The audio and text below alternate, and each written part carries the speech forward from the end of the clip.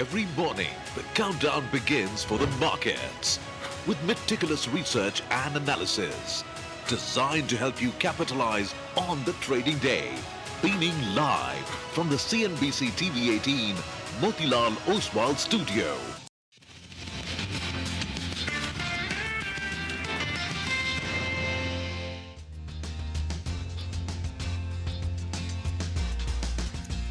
Good morning. You're with us here on a fresh new edition of Bazaar Morning Call. Tuesday morning, we're coming to you live from the CNBC-TV18 Motilal Oswal studios. Overnight, quiet. Yesterday's session, good bounce from the day's low. Can we build on some of this into today's session? Tomorrow, remember, is a market holiday, so that's an additional factor at play if you're trading. I'm Prashant. With me, my colleagues Mangalam and Nigel. Guys, hi. Morning. Hi. It's good, right? Tomorrow's a holiday and today is the expiry. Yesterday, the market was absolutely flat. Let's see where it goes. We have a bit of a 200 points sort of range, I guess. Well, that's right. It appears we're in a bit of a range, but let's see whether or not we can break out for there. And we just got 10 more days of earnings in this particular season. So that's another countdown that's begun. And looks like so far they're tracking slightly better than expectations. There's no at a headline level, no disappointment. Not as weak as expected. But it's important to also see, whether there are any more cues left from a global standpoint as well, apart from, the US-China or US-India trade deal or trade negotiations, as you say, because big earnings are out of the way for both India as well as the US. Today you have SBI. Barring that, I don't know if there is any big market-moving earning which is left, globally, I guess. I don't know. I'm not sure about earnings, Mangalam, but I think I think it's the 5th. Today is the 4th. Yes. I think tomorrow the US Supreme Court starts to hear. That case against tariffs. Yes. Good that we're on a holiday tomorrow then. Yes. No, so there's no timeline as to by when they need to rule. But for example, if they say that it's all illegal, all the collected tariff revenue has to be returned. Has to be returned. They're going to send the money back. So we'll see. But it's anyone's guess how this turns out. But I mean, the court will hear it. Okay, let's just quickly start from the top in terms of the overnight session, etc. Quiet, not very much by way of change. S&P 0.17, Nasdaq 0.46. So up, but up small. And of course, AI deals. It's like looking like one big jumbo circular one company buying from another and that company buying from somebody else, applying this. One big circular juggernaut so far. Amazon up 4%. It signed a $38 billion deal to supply OpenAI with NVIDIA chips. So, there's 3 companies there. OpenAI, NVIDIA, Amazon, right? And that's essentially what I'm talking about. It's getting complicated. I mean, who's dependent on who's buying from who, and of course, who's the intermediary between two parties, like in this case. You got ISM print out of the US, which was weak. By the way, it's the 8th straight month of contraction here. We're in a data blackout zone otherwise because of the government shutdown, which, by the way, I think if the shutdown remains for another day, actually 2 days, it's going to be the longest shutdown ever. Government shutdown in the US. I know that is really bothering markets in a big way. The 10-year yield was up about 2 basis points, 4.1. About the shutdown, Democratic senators urged President Trump to get involved directly in talks to end the shutdown. And of course, Trump basically shot back saying he won't be extorted by Democrats. I'll just leave you with levels straight away. So we've ended about 100 points off the lows yesterday. So there is interest at lower levels and buy the dip kind of sentiment, which is there. So we need to first get back to the 26,100 levels, which is not very far, about 1.5%. Support is 25,700, which is the lower end of this particular range that we've been working with. Bank Nifty needs to cross the high of 58,577. And of course, here support stands at about 57,656. So still in a bit of a range. Lots of interest, lots of money coming into the market. At the same time, it's being met by lots of supply in the primary market as well. So that's where we are at. Another big issue which opens for subscription is the largest discount broker, Grow. And we'll talk more about that as the day goes on. So that's where we are at. F&O positioning and the overall stats there. Nigel has walked across with exactly that. Nigel, over to you. Well, yesterday was a good trading session, but follow through on an expiry day is going to be important. Today is the weekly expiry. So the last hour of trade, you'll have a bit of a move. And SBI, that's going to be the big mover for the last hour of trade itself because it comes out with a set of numbers. What's been a little bit uncomfortable in the last few days is the FIs have been selling. Yesterday, they didn't sell that much, but 1,800 crores is what they sold. I'm not saying that much because in the previous trading sessions, you saw a higher net sell number. You'll want this number to actually come down, diminish, and try to get into the positive trend. DIs continue to show us the money. What about the F&O positioning? Well, on index futures, they went ahead and they added short position, 6,500 contracts. They remain net short with close to around 84% of their positions on the short side. And if you look at the absolute positioning, FIs have added short positions, in the last few trading sessions. From the start of the series, effectively, that's 4-5 trading sessions. It's moved up by close to around 25%. So FI short positions were a little under a lakh. That's moved to around 1,25,000 contracts on the short side. Similar with clients. They were long, but their long positioning as well has got added by close to around 25%. So both of them, have added onto their respective positioning on the long as well as on the short side. On the stock futures, there were some shorts that were added, but that's normally a play between the cash as well as the stock futures positioning. But yesterday was interesting to see that the call writers, there were a lot of calls that were written. That's why the PCR had dipped. Some of those call writers, they had packed their bags, because today you have the weekly expiry that's playing out, and there were some signs of put writing that we saw in yesterday's trading session. Now, the PCR, it had moved to around 0.62 yesterday. It ended close to around 0.8, 0.78, 0.8 or thereabouts. So it's still closer to the lower end of the range, you'll have to say. And two strikes were very active, 25,750 call, 25,700 calls. So there was some kind of resistance that's going to be seen at higher levels. Just punching in the premiums that you're seeing, on both these two strikes, you'll get a level just for the day. The 25,900 mark, that's a crucial resistance mark. Going by the options data, the 25,875 and 25,900, that's a bit of a resistance zone. While the 20 DMA is closer to yesterday's low, so this 25,570, that's a support zone that you're looking at. I pointed out yesterday morning that, in fact, the Nifty Bank was making lower lows every day. Yesterday, at least, it broke the trend. It made a the lows of the day were higher than the previous trading session. And if you're looking at levels on this one, well, two levels you're looking at. The all-time highs, that's around 500 points away on the upside. So you keep an eye out on that one. And there has been repeated support added around this 57,500 odd mark. So you'll count on this level, holding out as well. The index that could be in focus will be the tech index. Yes, it's been a big underperformer. The Nasdaq is holding strong. You have deals that are being announced on the, on the global scale. Let's see whether or not the tech index can get its act together. Yesterday as well, under the weather, the IT index is something that I'll be tracking even for today. All right, Nigel, thanks a lot for that. So that's the IT index that we'll be tracking today. It is weekly options expiry, the first one for the November series. Let's get you an equity call. Sanjeev Prasad of Kotak Institutional Equity says that the second quarter FY26 earnings season shows subdued trends in mass consumption items, but an uptick in select discretionary segments as well. Modest IT services demand and moderate loan growth for banks. Nonetheless, he adds that aggregate earnings are ahead of their estimates, with metals and mining along with oil marketing companies driving the beat in the Kotak Institutional Universe earnings print. He says they increase the weight on Reliance by 100 basis points to just sub 10% and on L&T by 70 basis points to 2.7% and remove Hindalco from their model portfolio. Right, good time to get in Jeff Dennis, the independent emerging markets commentator who joins us now on the show. Thanks a lot, Jeffrey, for joining in. The way the queues are stacked up globally right now, as Prashant was earlier talking about the Supreme Court, beginning to hear what happens about the tariffs, etc. Irrespective of that, what's your view currently as the world is positioned on emerging markets, the China versus India allocation? How would you distribute? Well, first of all, emerging markets are clearly having an incredibly good year. They're up over 30% now and outperforming developed by 1,200 basis points. And why that's particularly good, I think, is that although the EM was driven considerably earlier in the year by a lot of rotation as the dollar was weakening, classic environment for EM to do well, the dollar has actually rebounded a little bit recently, especially against the euro and one or two other currencies as well, including in EM.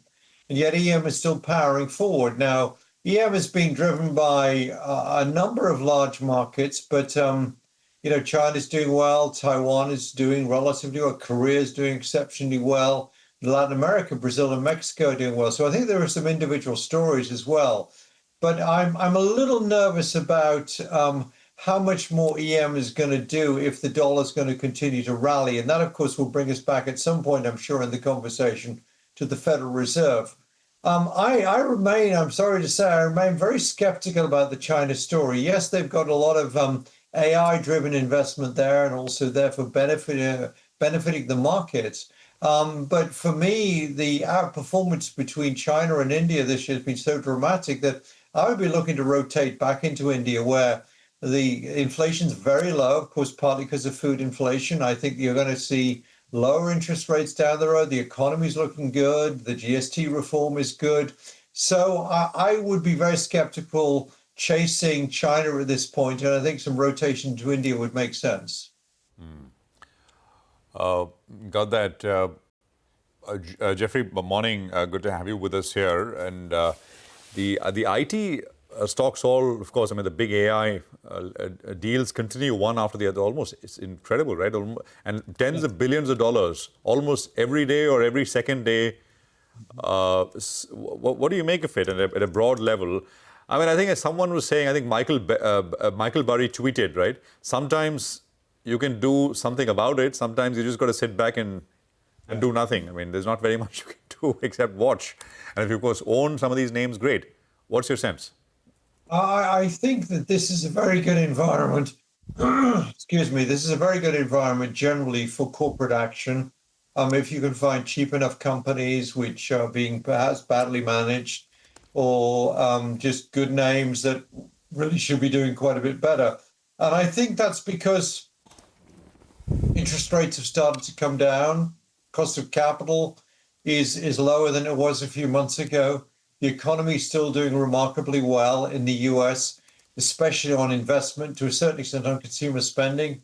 And of course, you're getting a lot of deregulation from President Trump as well. So I think as you suggested, I think you said Michael Burry, who of course made so much money shorting the housing market in 2007, 2008. I think you follow what he's suggesting, and that is you just wait and just enjoy the action. I think there's probably quite a bit more to come because corporates have got a lot of cash. As I say, the cost of capital is coming down, and bond markets are behaving well. So yeah, I think you're going to see more corporate action as we go forward. You said that you're not very gung-ho on China, and you said emerging markets have done well. One of the emerging markets which hasn't done well through this year, and if you compare it to all the others in the world, has been India. And that's perhaps on account of valuation discomfort. Where do you stand on India now? Well, as I said, I think that some rotation from China into India may make a fair amount of sense now, because although China has had the the benefit of the focus being on China with respect to Trump, trying to get some deals on tariffs, of course, and trying to avoid, hopefully, at the end of the day, a major trade war with China. They've got the rare earths, which is very beneficial.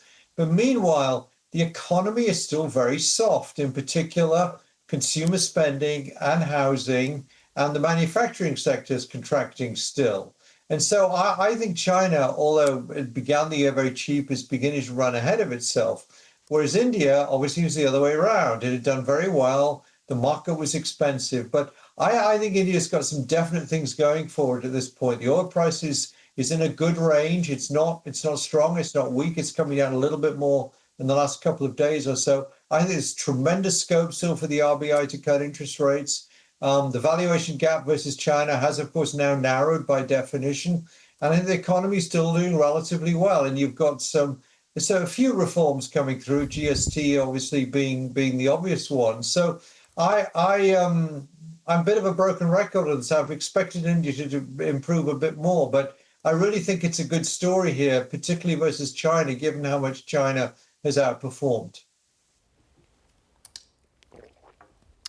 All right, Jeffrey, thank you so much for joining in and giving us your perspective on emerging markets and saying that maybe perhaps it's time now to shift some capital away from China into India. With that, let's tell you what the interactions are lined up for you on the show today. Coming up at 8:35, the management of Zensar Technologies to discuss their second quarter performance. 9 a.m., we have Gaurav Malhotra of Axis Capital as the Supreme Court clarifies that the government is free to consider relief on the overall AGR dues for telecom companies. At 9:20 a.m., Krishna Sanghvi of Mahindra Manulife will be our market master of the day. 9:30, the management of Tata Chemicals joins us to discuss their quarter gone by. Following that, 9:40, the management of Titan will be chatting with us to discuss their second quarter performance. 9:50, we have the management of Titagarh Rail Systems as the company bags a near 2,500 crore rupee contract for Mumbai Metro Line 5. And at 10 a.m., Ishan Bansal of Billion Brains Garage Ventures, which is basically Grow, will join in to discuss their IPO opening. Towards the end of the show, in our special Indianomics segment, Lata joins in to speak with Pranjul Bhandari of HSBC, Sakshi Gupta of HDFC Bank and Abhishek Upadhyay of ICICI Securities to decode the GDP and interest rate forecasts post the festive season.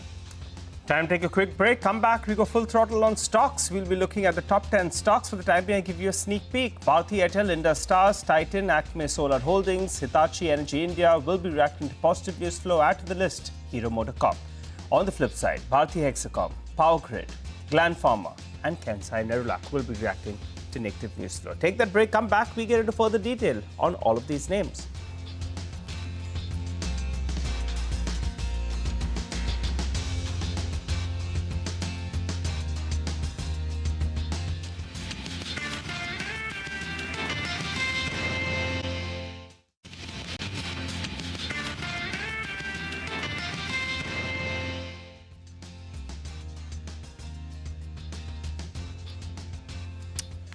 Welcome back. You're watching us here on Bazaar Morning Call. The GIFT Nifty indicating an absolutely flattish start after what was a consolidatory sort of move in yesterday's trading session for the frontline index, though there were big moves that we saw on the Nifty Bank along with the mid-cap index. But let's get stock specific. Our team standing by with CNBC-TV18's top stocks for the day. I'll do the opening. Let's talk about Titan. The company's revenue was obviously indicated to the street in their second quarter update, and to that extent, these numbers are largely in line. If you look at the reported numbers, 16,534 crore revenue versus a CNBC TV18 poll of 15,000 crores. EBITDA and net profit largely in line. Why is it that there was that 1,000 crore beat on the revenue? Because it was boosted by a near 2,000 crore sale of gold ingots versus about 884. So this is something which is a variable number, varies every quarter, and that explains the sort of difference that we've seen versus what the company has suggested versus what the actual reporting has been. What's good is the jewelry business margin. 10.8% versus 8.7%. That's a positive. And the reported revenues, 25% higher. There has been an improvement in gross margins. The EBITDA has jumped 43% on a favorable base. And the net profit has seen a 43% jump as well to over 1,000 crores. They continue to hold market share in the jewelry industry. It's near 8% right now. Their guidance has been 10% over the next few years. International business continues to do well for them. 92% jump is what we've seen. Carrot Lane also over 1,000 crores in this quarter, 32% jump. Studded share at 34%, absolutely in line with what it was same time last year, which is a positive. Watches, the average selling price has increased by 8%, which has improved the watches margin. And all the other growth businesses as well doing fairly well for them. Bags up 90%, fragrances up 47%, Taneira up 20%. All of this means that the stock sees mild green in today's trading session because it's already seen a bit of a run up. It's very close to its 52-week high. In fact, we have management of the company joining us on the show today at 9:40 a.m. to discuss their second quarter earnings. Thumbs up for Titan. But let's go across to Vivek for Power Grid and Acme Solar. Vivek. Well, good morning. Power Grid, slightly muted set of numbers as far as Q2 was concerned. Revenue largely flat on a year-on-year basis, up 2%. But have a look at the EBITDA. EBITDA missed our poll. EBITDA down over 6% on a year-on-year basis. And margin contraction is quite steep. Over 650 basis points of margin contraction. Profitability too down 6%. Now, what impacted or what dented the P&L? The much higher other expenses, almost 78% higher on a year-on-year basis.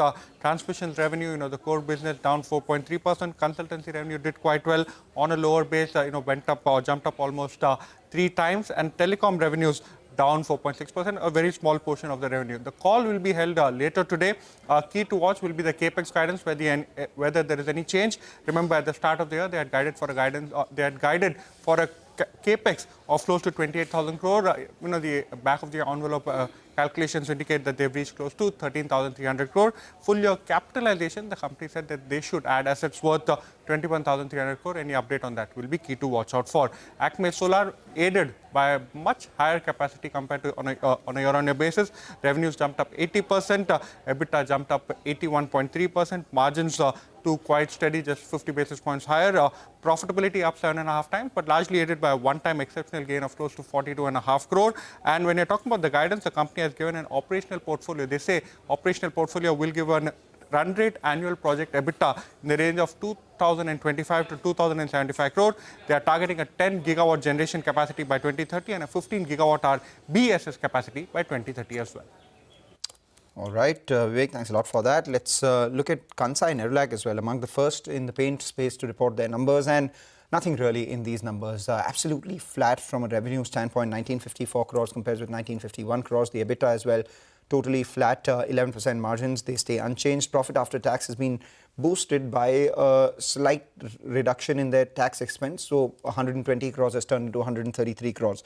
The company said that overall demand in decorative was, as expected, affected by heavy and extended monsoon. But for them, the automotive segment did well, and they expect growth in both automotive and performance coatings to remain strong, even as they see gradual recovery in decorative. I'm going with mild red on Kansai because the stock has been doing well from the lows. In fact, yesterday as well ended at the high point of trade. Okay, all right, Mangalam, thanks a lot for that. Let's go across to Vinny. She's here to tell us about Hitachi Energy as well as Gland Pharma. Hey, Vinny, morning. Hi, good morning. So starting with Hitachi Energy in terms of numbers, revenue, that was a bit lower than what the analysts were expecting on the street. The revenue grew by 18%. Now, in terms of EBITDA, very strong growth there. Margins much, much better than what the street was expecting, or even on a year-on-year basis, when you look at it, the margins have come in at 16.26% versus last year of around 7% was the EBITDA margin. Now, what is leading to this beat? One, there was a strong growth in terms of other income that came in at 82 crores versus 0.09 crores last year. Order book, that continues to be strong as well. Order inflows have seen a growth of around 14%, and they have had a couple of large orders that came in during Q2 FY26 as well. Exports, that is continuing to hold on to its contribution of around 30% in the order book. So that is why overall analysts are positive. We are expecting a bit of a green because PAT and margins was a strong beat on that front. Revenue, slight bit of a miss there. So green expected here. Now let's talk about Gland Pharma. Here overall the numbers were a miss. When you look at it, the revenue versus the CNBC-TV18 poll, almost flattish there. 1,486 crores is what the revenue came in at, which is an uptick of just 5% on a year-on-year basis. EBITDA margins, that was much below what we were expecting. We were expecting the EBITDA margin somewhere at 23%, and it came in just at 21%. Flattish on a year-on-year basis in terms of EBITDA margin performance. Now, what is positive here is that the company's outlook, they continue to maintain their guidance. They said the growth will continue to remain in mid-teens for FY26. And even the sensex business, which is not done well this time, which led to a bit of a loss this time, that was something that led to the overall poor growth for the company. Now that they expect to break even by Q3 FY26. They expect second half of the year to see more key launches coming in, which will support the growth. But this time, Q2 FY26, not a good set of numbers. So we could expect to see some bit of a red, though commentary is slightly positive. Thanks very much for that, Vinny. Let's talk about Hero MotoCorp now. Sud is here with details on this one. Sud, morning. Morning, Prashant. So before I talk about the numbers in detail, so first two numbers would reflect on your screen. One is wholesales and second is retail. So what is wholesales? Bikes basically companies sell to distributors, and retail is those units which get registered after showrooms have already sold it. Now, why there is a huge gap while wholesales are just 6.35 and retail is almost 10 lakh units, because in the month when we have festivals, production remains shut, and it also impacts the transportation. That's the reason you are seeing a big fall in the wholesale numbers. Now, the numbers that company had reported is wholesales. So total sales have come in below estimates because domestic sales were under pressure. Total sales have dropped 7% year-on-year versus expectation of 2% growth, and domestic sales were down 8%. And it's the important number because it forms almost 95% of the total sales. Talking about the segments, two major segments that company has, motorcycle and scooter. Motorcycle forms almost 90% of total sales, and there we have seen sales falling almost 10%, while scooter has seen a jump of almost 50%. So just on the basis of wholesale numbers, I'm going with red. Okay, all right. Thanks a lot for that, sir. Well, Mangalam's dialing up. You're tracking the telecom stocks, Bharti Airtel numbers, Hexacom numbers, and Indus Stars. Probably a stake increase by Airtel. Tell us more. Take that point and filling in for Rima, all that Rima has sent so far. So going with green on Bharti because it's a beat which has been led by a positive surprise in Africa and India. The stock ended at the high point of trade yesterday. Consolidated revenue growth is 5.5% versus street expectations of 3%. India revenue grew 2.6% here as well. The expectations were 2.2%, so there's a beat. Margins expanded by about 40 basis points to just shy of that 57% mark. And we have the ARPU, the average revenue coming in at 256, and they've added around 1.4 million subscribers quarter on quarter. The con call is at 1 p.m, so we'll get more details on that one. But for starters, going with green on Bharti Airtel. Can't say the same for Bharti Hexacom because they lost about 110,000 subscribers in the second quarter. And the revenue growth was muted at 2.4%. There was a jump in the margins by about 40 basis points, and the net profit grew by about 7.6% quarter on quarter. But the loss in subscribers is something that may keep the street on tenterhooks, going with red on Bharti Hexacom. And finally, Indus Towers. The Bharti board has gone ahead and given an enabling approval to acquire an additional 5% stake in Indus Towers. Remember, that stock too ended 5% higher. Obviously, a large part of that up move was on account of the Supreme Court relief that has come in from, for all the AGR dues for Vodafone, etc. But keep an eye out on this one because in one or more tranches, 5% going in from Airtel, which currently holds about 51% stake, would mean a payout of almost 5,040 crores. So we'll get modalities on when, how that happens. But the fact that there is a ready buyer willing to put in 5,000 crores in Indus Towers and the prospects for the space increasing would go for green would go with green for Indus Towers. All right, Mangalam, well done. Thanks a lot for that. Well, here's a quick recap of all the stocks we just covered, the ones with positive news flow. Bharti Airtel, Indus Towers, Titan, Acme Solar Holdings, Hitachi Energy India, and Hero MotoCorp. All of them will be reacting to positive news flow. Flip side, Bharti Hexacom, Power Grid Corp, you had Gland Pharma, as well as Kansai Nerolac will be reacting to negative news flow. So that's about all the equity market action. Let's take a break from that. Let's go across to Manisha Gupta. She's joining to tell us what's going on in the commodity markets. Morning, Manisha.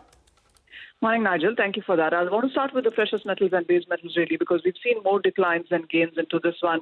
So, to begin with, we've seen silver go down by 1.5%. Copper fell by a percentage point in the overnight market. And gold is also trading below $4,000 an ounce. Remember, gold has hit an all-time high of $43.80 in the month of October, but we are down by nearly $400 since those kind of levels there.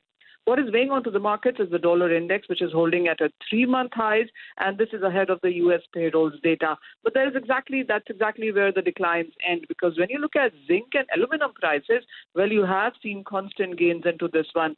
Zinc is now trading at an 11-month high. It has risen past $3,100 a ton as well. And the other metal to gain is aluminum, trading at a 3-year high.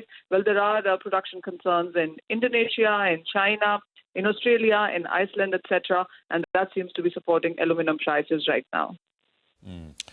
Manisha, thank you very much for that. So that's a quick take as far as the commodities pack is concerned. We'll come back in just a bit. Zensar Technologies Management joins us on the other side. Second quarter performance in focus. Stay tuned.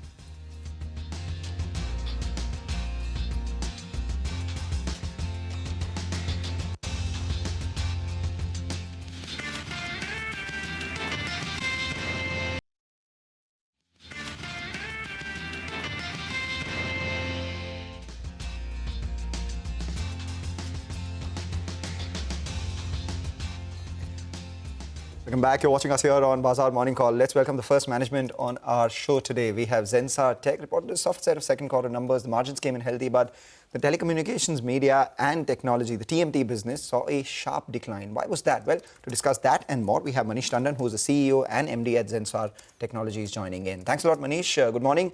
How much of the second quarter revenue softness is purely, according to you, due to TMT? And what's the underlying growth excluding that vertical? Why is TMT being dragged lower, and by when does it recover?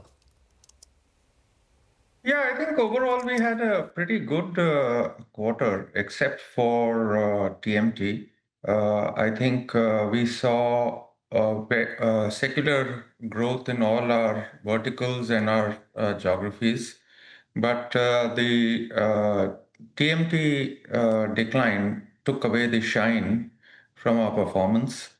I think if TMT had remained flat, then we would have seen close to 4%, 3.5% to 4% sequential growth quarter on quarter. We did very well on margins. As you know, we gave salary hikes to our people, unlike some of others in the industry, on time and on budget. And despite that, we were able to actually improve our EBITDA margins slightly by 20 basis points. So overall, it was, except for the TMT sector, it was a good quarter overall for us. Softness in TMT is, I think, what is happening is that most of the large players in this sector, which is primarily the high-tech guys, they are spending a lot of money on buying GPUs, and their capex budgets have gone up tremendously, and they need to cut some opex costs in order to be able to fund those capex expenditures. In fact, a famous CEO of one of the companies said that you can either have people or GPUs, but not both. So that is what we are seeing, and our revenues from this sector were primarily driven by more of project work, which got impacted, or discretionary spends, as the industry calls it, and that got impacted. So I think we will continue to see some stress in the TMT sector, and we need to make it up in the other sectors and other geographies. All right. Thanks for explaining that to us, Mr. Tandem. But how long do you estimate that the stress in TMT will last? And will it be as bad as the 10% decline that we saw in quarter two? No, I don't think it'll be as bad as 10% decline in in Q2. But I would say that there will be continue to be some stress in the TMT sector, because there is a huge amount of capex that is being planned by these players. As you would have seen, there are lots of layoffs, rationalization that is happening in this sector. So I would say that the sector will be under a bit of stress. Good news for us is that we have been able to bring down our exposure to this sector from something like 27, 28% same time last year to about 20% this year. So the impact on us will successively reduce, hopefully. Mr. Tandon, given the order book decline, plus the weakness, as you explained in the TMT segment, do you still expect FY26 growth to be in line with industry peers? I don't think we will underperform the industry this year. I think if you look at our year-over-year numbers, they are about 4.6%. And that is better than what the larger peers in the sector have reported. So I don't think we will underperform the sector. Even NASSCOM's projections are 2 to 4%, and we are actually ahead of that. All right, sir, I want to understand what's the impact of ESOP cost in quarter three, if you could help us out with that, and also the view on the mid-teens guidance that you'd given.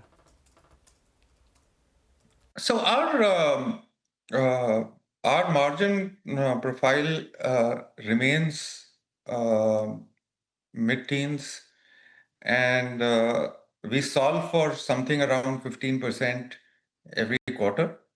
And till now, we have been very, very successful, come what may, including salary hikes, etc., that we have been able to maintain this range of somewhere between somewhere around 15%. And we are very confident, ESOP cost or no ESOP cost, we'll be able to maintain this range.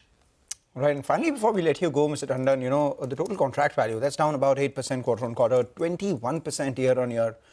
How do you think we should interpret this in the light of this strong pipeline commentary? And How does the AI-influenced order book translate into actual revenue in the, say, next 2 to 3 quarters? Yeah, so we are one of the few companies who reports what percentage of our order bookings is AI influenced. This number has gone up from 21% to 28% quarter over quarter. And what we are measuring is in how many of these orders are we leading with AI-led solutions. And that's a very positive indication for us. Some deals got shifted here and there, so I wouldn't read too much into the order bookings in this quarter. But again, I would say that our pipeline is quite robust. Thanks a lot for joining in, sir, and giving us that input. Wishing you all the best, and we'll chat up with you at the end of this quarter as well. Well, let's get in Parag Thakkar, a senior fund manager at Fort Capital, who joins us on the show. Hi, Parag. Good morning. Good to see you win. Any view on Zensar or Technologies? I mean, what's the view? You heard what the management had to say. Any view on it, and what do you like from the tech space? We don't have Zensar in our portfolio. So I would not like to comment on it. We have Infosys, Tech Mahindra, Coforge, and of course we liked Mphasis result also, although market was not happy with the result, but we were happy with the Mphasis deal wins and the commentary and the presence in BFSI. So I would say that, and we are still underweight in IT, by the way, because we also fear that this deflationary trend because of AI, that is a one risk which has come for the first time. Of course, the discretionary spending in US will come back from next year. That is our view. And the valuations of Infosys, TechM, HCL Tech, for that matter, Mphasis are very, very compelling. Especially the large cap for the Infosys, TCS, and HCL Tech and TechM are offering 4.5% dividend yield, 5.5% free cash flow yield. So we definitely want to buy, but we want to buy gradually because we know that we are swimming against the tide in IT. What do you make of the telecom space right now? Because if you look at the three players there, Bharti on the one hand, good numbers coming in, better than expected. Vodafone, perhaps an extended lease of life because of what came by from the Supreme Court yesterday. And Indus Towers benefits if its clients benefit. But additionally, you have Bharti's board saying that they will buy an additional 5% as well. So which, according to you, is the best placed? And what's your view on the sector or at large? So as of now, we have Indus Tower in our portfolio, significantly large weight. And we remain very, very optimistic. Market cap is just 1,03,000 crore, and they generate 15,000 crore cash profit every year. So I would say that it's an annuity-based, cash flow-based business because it is tower and it is a long-term agreement. And plus this added, I would say, comfort that Bharti, in spite of having 50% stake, wants to buy another 5% stake. They have taken an enabling resolution yesterday. So that only provides more, I would say, conviction to our idea. So we remain very, very positive on Indus Tower. And of course, whatever is happening in Vodafone Idea, my take is that this personal view, and I don't own Vodafone Idea in my portfolios, I own Indus Tower. My personal take is that the broader intent is to resolve the issue. Yeah. And that is also good for Indus Tower. Of course, Vodafone has been paying Indus Tower on time in last 2 to 3 months also. So there is no cash flow issue as such for Indus Tower. But of course, strengthening of Vodafone balance sheet will be positive for Indus Tower also. Yeah. No, absolutely. When you said that it only increases our conviction on idea, on our idea, I thought you talked about idea, but the idea is Indus Tower for you. Parag, good morning. Good to have you with us here. Resource companies have been doing very well. I think you like metals as a space. You've spoken about Tata Steel, Hindalco, etc. The other part is oil and gas companies, especially the oil marketing companies. It's been about a month and maybe 5-6 days since the oil minister was here in Mumbai, met investors and argued for higher valuations for PSU oil and gas companies. Stocks are up 15 to 20%. The downstream refining and marketing companies. Do you own anything and how do you think about it? So BPCL and IOC are the companies which we own in the portfolio. You are absolutely right, Prashant, that on the day when Mr. Hardeep Puri made that statement that made us look at this particular segment very closely. And oil was already below $70, which is a good tailwind for these companies. So we bought into them, and although small weights, but BPCL and IOC are the stocks which we own. And of course, the results were absolutely heartening to see. Fantastic Singapore, fantastic GRMs. In HPCL's case, which we don't own, but HPCL, the marketing margin was also very good. I would say that, see, in this companies, why we have taken smaller weights is that we are not sure where the incremental capex which they are doing, what is the kind of return or ROE we can expect out of that. Otherwise, these companies are clean value buys in our view. On metal side, Prashant, you asked us. So we had Tata Steel, Hindalco, and JSW Steel in our portfolios, and we trimmed a bit in the last rally because whatever I'm gathering is that because last Fed cut, the 25 bips rate cut which Powell did was a hawkish rate cut, and so after that we have seen that dollar index is moving higher. US 10-year has moved from 4 to 4.1. Dollar index has moved from, say, 97.5 to 99 and above. So I would say that this is a slight negative news for metals as well as all emerging equity markets also. So I would say that right now we have booked profit at least half of our positions, but we would like to buy on dips, at least the Hindalco kind of name. Okay, all right. Parag, I wanted your view on the consumption space. Titan came out with its set of numbers. Kansai Nerolac as well came out with its set of numbers. We know the big entrant out there, the Birla Group, making their presence felt. And there's not much growth on Kansai. Your view on both these two names and overall the consumption space, how do you approach it? So in consumption space, so we have always liked TVS Motors and Mahindra in that space. And we have always remained bullish on them. Of course, the recent rally was just too high, so we booked some profits. But Mahindra on dips looks okay. Even Maruti, for example, yesterday there was a profit booking in Maruti, and we had booked much earlier. But I would like to say that below 15,000 or so, I think Maruti is good. We also hold LG Electronics, recently listed one company in the consumption space. So yeah, I would be optimistic. If you have seen, 3M Corporation reported yesterday numbers. The numbers are absolutely phenomenal in my view. For a multinational company to report a 43% EBITDA growth. So I would say that consumption is, you can play through various things, and I would say that definitely it's a good space to be in, because after government and RBI has done so many things, right? Interest rate cuts, GST cuts, and prior to that, income tax slab increase. So the government focus is there, and consumption will drive a virtuous cycle, right? If your more tractors are sold, then Mahindra will put more capacity that creates job, then those people will consume. So it's a virtuous cycle which government has triggered. Take that point. Thanks a lot, Parag. Just hang in there. We'll take a short break. Come back on the other side. We have some technical trades coming in. Siddharth Rai Mangla and Mitesh Thakkar joins in. And alongside that, we will continue our conversation with Parag as well.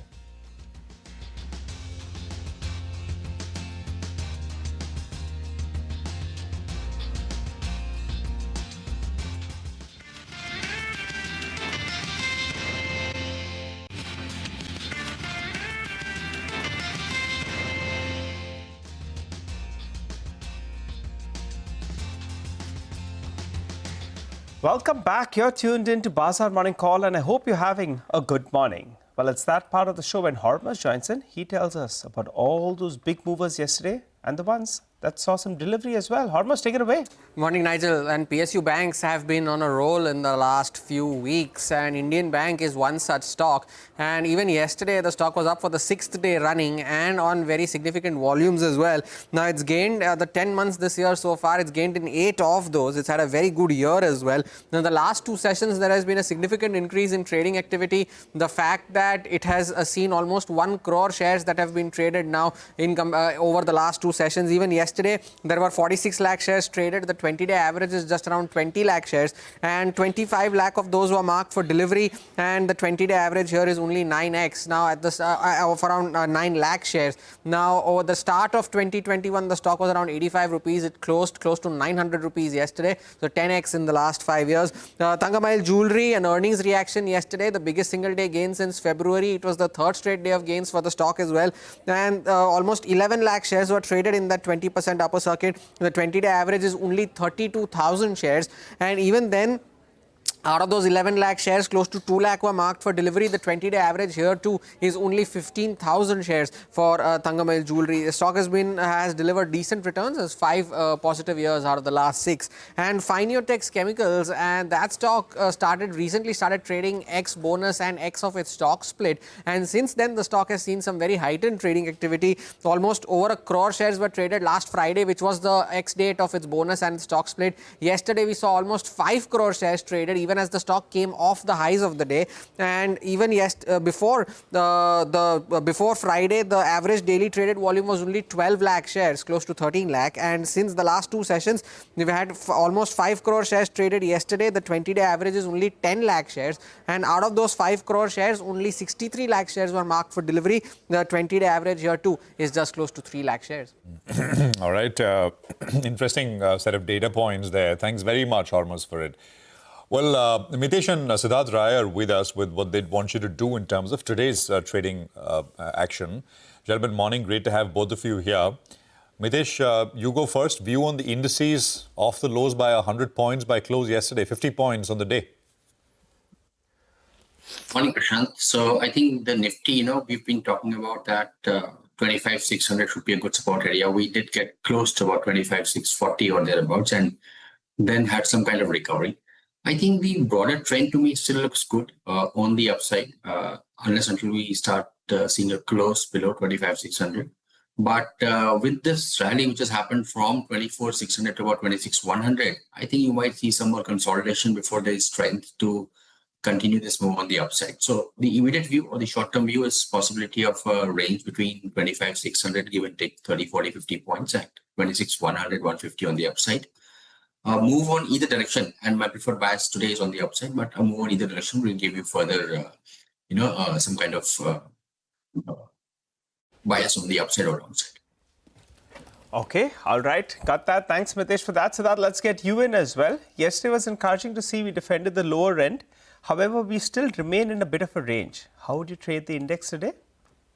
Hi, Nigel. Good morning. Thanks for having me. See, Nigel, if we talk about Nifty, we discussed this just yesterday that as long as Nifty is below 25,800, that big mark, it won't be a very good idea to take the contrarian view. In fact, we'll be much better off staying with the trend. And the trend, Nigel, right now is negative. In fact, today, my view will be quite the same as yesterday's recovery was not very good. Whatever attempt to recovery was made yesterday, 25,800 acted as a very strong resistance. In fact, yesterday's high was at 25,800. So even now, as long as we are below 25,800, we have to look for opportunities to sell, Nigel. And in fact, once Nifty manages to go around those 25,700 levels again, we'll have a very good opportunity to sell for the 25,550, 25,525, those levels. So we can see a quick sell-off once Nifty goes again towards that 25,700 mark. Okay. All right. You can go ahead then, Sid, and tell us some stock trading picks as well. Yeah, sure, Nigel. See, the broader market is looking much better. So there I have some good ideas from the broader markets, and two stocks both are on the long side. The first one is Alchem Labs. See, the stock was probably broadly in a 200 points range for the last 1.5 months. But yesterday there was a very big up move, and in fact the stock came out of that range. 5,600 was a very big level. Stock managed to come above that. So there's a fresh momentum building up. Alchem Labs can be bought right now. The spot is trading around 5,628-ish. It can be bought here. The stop loss will be at 5,605, and our targets being the first target 5,675, second target 5,690. The second stock is Solar Industries. See, we saw very good bounce back from the lows in yesterday's session. Even, in fact, the stock managed to come back above the big 14,000 mark. So even here, a fresh momentum is building up. A good move can be seen in the upcoming days. So Solar Industries can be bought. Right now, the spot is trading around 14160. We can buy it here. The stop loss will be 14080 and our targets being the first target 14300, second target being 14350. All right, Mitesh, your stock picks? I have a buy on Alchem as well. I think good breakout from sideways activity here. Keep a stop at 55.80. Look for targets of 57.30. The other stock is Biocon, which is showing continuation signals on the upside. So keep a stop at 372. Look for targets of 388. Indus Tower, after a 3 days pullback, gave a very strong reversal. So buy here with a stop at 376 for a target of 395. And one sell call, that's KEI Industries. Keep a stop at about 40.50. Look for a target of 38.50. All right. Thanks a lot, gentlemen. With that, we'll take a short break, come back. We have the pre-opening. Also with us will be Gaurav Malhotra, who's the Executive Director at Axis Capital, for a discussion on the telecom space. Vodafone Idea getting some relief in the AGR dues case. Also, the numbers coming in from Bharti Airtel.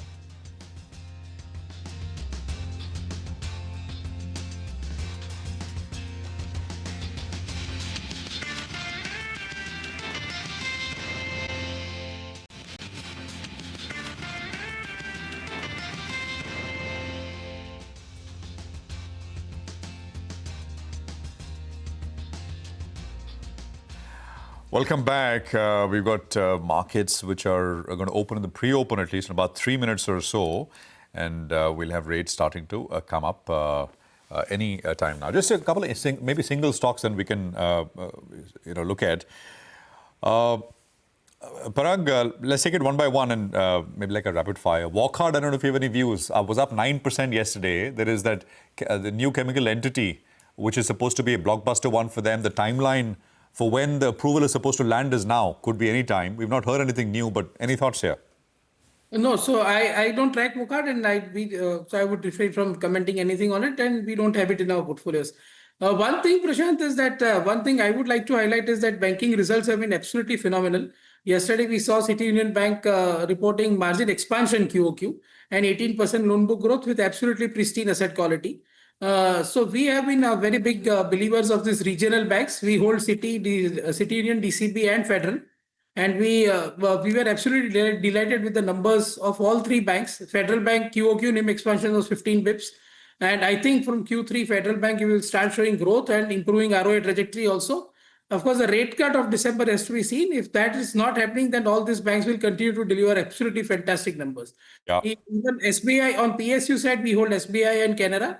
And SBI is going to report results today. My expectation is that the NIMs should not contract by more than 5 bips QOQ, as we have seen in other PSU banks like BOB and Canara and all.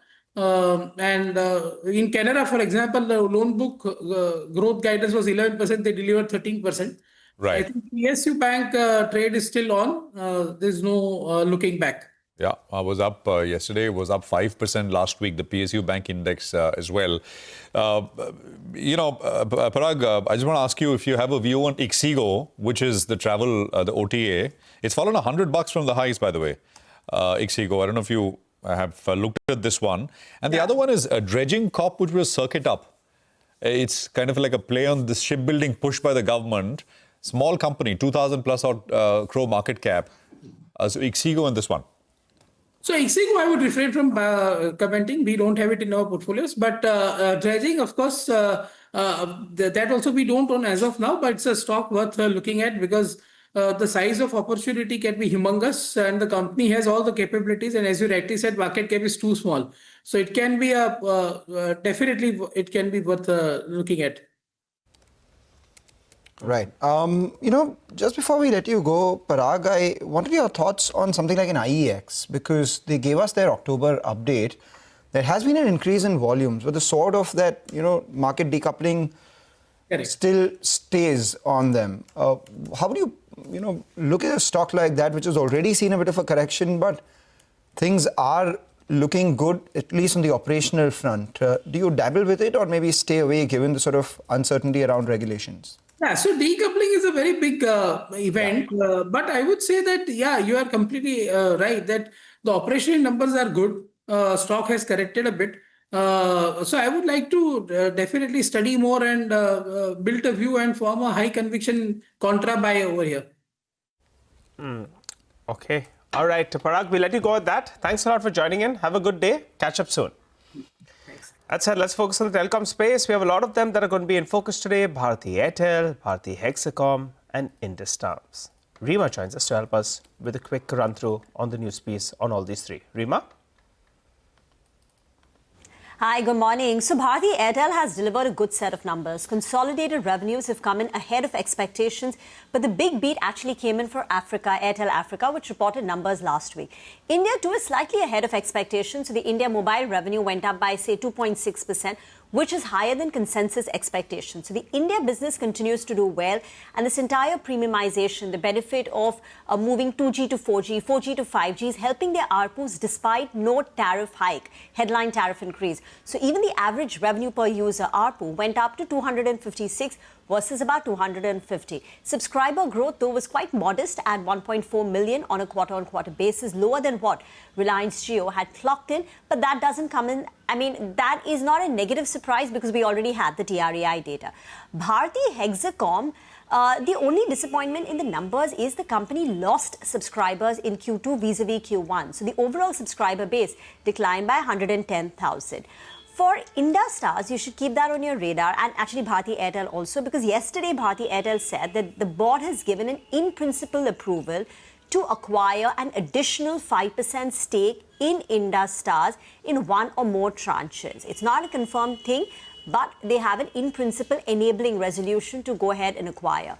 Now, Bharti right now holds a 51% stake. If they buy an additional 5% in Indus Towers, it will entail an outgo of nearly 5,000 crores at the current market price. The question is this the best use of Bharti's capital at this juncture? The company's capex this year is lower than last year, so they're generating more free cash flow. So, you know, when we speak to the analysts, it'll be interesting to know how, you know, what they make of, you know, Bharti spending incremental money on Indus Towers now, and what does that bring to the table? And instead, would they have rather preferred if Bharti Airtel was making, you know, was perhaps increasing the dividend payout? There's a conference call also at 1 o'clock today. Back to you. Rima, thank you very much. It's pretty comprehensive. And, you know, the pre-open is kicked off, and we should just go back to the telecom plate, the stock board, and see where things are opening this morning at, even in the pre-open, which is sometimes a little all over the place. It's Indus is up 1.6, Bharti is 0.5%, Hexacom. Look at, maybe just pull up Idea as well. That's Vodafone Idea after yesterday's sharp move. Almost all of it after that clarification from the Supreme Court. Vodafone Idea is 1.7% higher. Look at the rupee as well. There was, and we'll put this out. So rupee had fallen back as of yesterday to an all-time low of 88.80, and it looks like from what we are picking up, and we'll put this up in a bit, that the RBI has come in heavy with dollar sales, so supporting the rupee rate. It's a 30 paise move right to the word go as soon as the onshore trading is begun. So more details on this one, but that's a fairly large move, no data or anything of that sort, but just maybe a pushback from the Reserve Bank in that sense. Let's talk about the telecom story in some more detail with Gaurav Malhotra, Executive Director at Axis Capital. Gaurav, good morning. Good to have you with us here. Thanks very much for joining us. Just the latest first, which is in the order of when the news hit the tape, which is Indus and Bharti. So, you know, what does this additional 5% do from an Indus perspective and from a Bharti perspective? Because, I mean, they already own, what, 51%, right? So additional 5%, what does it get Bharti and what does it do for Indus? Yeah, hi, good morning, everyone. See, nothing much, right? Because to be honest, post 50%, you are anyway consolidating Indus, right? And maybe the earlier view, see, Indus is important to Bharti from a strategic perspective. That's where most of their towers are residing, on which they have put their network. So, you know, at a time when there was a lot of question marks on Vodafone Idea, then it was probably prudent to sort of, you know, beef up your stake in Indus. You know, just as a de-risking strategy. Why they have increased that 5% now, I think so that's going to be the key question for the management, you know, in today's call. Like you rightly said, nothing really changes between what was happening at 51% and what will happen at 56%. All right. And you continue to remain positive on Bharti Airtel, right? Yeah, like from a stock price, from a stock perspective, from a company perspective, there's nothing to complain, right? Okay, this we'll have to see what the reasoning is, because essentially this is sort of taking out 5,000 crores of cash, which could be given as dividends. But otherwise, the company still generated almost 15,000 crores of OCF. Right, the business is doing very well. Mobile is doing well. Broadband is doing well. Enterprise is now sort of, after the calibration, has started to move back up. So on the whole, the results they were in line, but they were pretty good, solid set of results. Okay. The street has started betting on Voda's survival right now. Would you hold your horses before there is more clarity, or would you go down that path and perhaps take a punt as well? I would wait to see what is the structure of what is the thought process, in terms of how much is being, if at all, is being waived off, how much of it is being pushed back. So you'll have to see what are the contours of a potential sort of structure, before sort of taking a call. See, there'll be some things which will actually benefit Vodafone from a business perspective. There may be some things which actually don't benefit him as much, but maybe benefit Indus more. So we'll have to see how the whole structuring of it sort of works out. Okay, what about Hexacom? It's much higher in comparison to the issue price. What was your reading of the numbers? Was it a little bit disappointing, actually? To be honest, plus minus 0.5% and all, 1%, I'm not going to call it a disappointment, or one way or the other. These businesses have become very predictable now, ex of the tariff hikes, when there'll be a step up in their ARPU and all. Plus minus things are okay. See, on the subscriber addition loss, if you see even Bharti's overall subscriber base additions have been pretty muted, right? The critical thing to note is whether the 4G subscribers are growing for both Hexacom and Bharti Airtel, which is true. At an industry level, you are not really increasing your subscriber base at an aggregate. So if someone is losing, someone is gaining. But what is more important is whether the better quality subscribers are coming to you and staying with you, and you are sort of increasing that salience. Otherwise, the results of Hexacom were pretty much in line.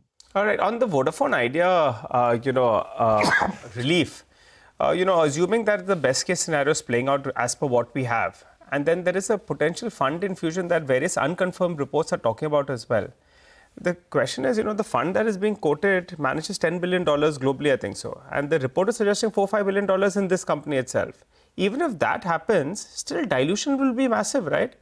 Do you see a risk reward at any point of time turning favorable for Vodafone Idea? Even if we get the money, there will be a big conversion. So your take?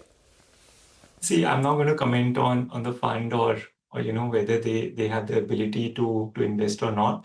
See, otherwise, if you see, from a business perspective, this is a business which has not really been invested now for many years, right? There was some additional investment which happened in the end of the last year, but not much. So this will require time to fix.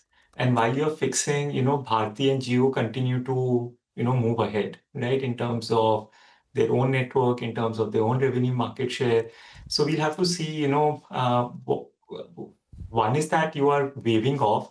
Second is how much cash is coming in. And the third is what is the pace of deployment to strengthen your network and start competing in the market more effectively.